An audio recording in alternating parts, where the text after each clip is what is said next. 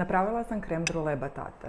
Dok su se batati pekli u pečnici, ja sam napravila kremu, našla sam neki recept za jednu porciju, ali ja ne bi davala upute za kremu jer mene je užasno strah uvijek da će mi se krema razdvojiti i onda ili ne napravim prerijetko ili mi se razdvoji. Jednom kad su batati bili gotovi, pustila sam ih da se malo ohlade. Napravila sam otvor i onda unutar kore jako dobro izgnjeckala taj pire. Onda sam u batat položila kremu. Mislila da će biti ovo dovoljno šećera. Onda kad sam upalila blender sam shvatila da ne treba biti ovoliko šećera, da dobijete stvarno ovu koricu čvrstu. I to je to. Dosta je jednostavno. Htjela sam reći da se mogu samo nadati da je ovo tvrdo.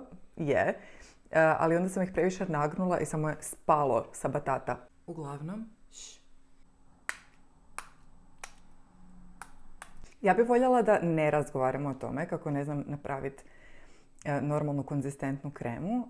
Ova je malo pretekuća, ali to je neki problem za neki drugi put. I ja mislim da će ovo pasat upravo zato što je tako jer možemo to sad sve lijepo pomiješati s ovim batatom.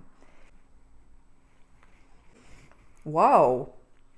Ovo je tako neočekivano. Ovo je strašno fino. Ovaj batat služi kao neki biskvit čudni. Da, definitivno ću pojesti oba ova batata. Ovo je bila fantastična ideja.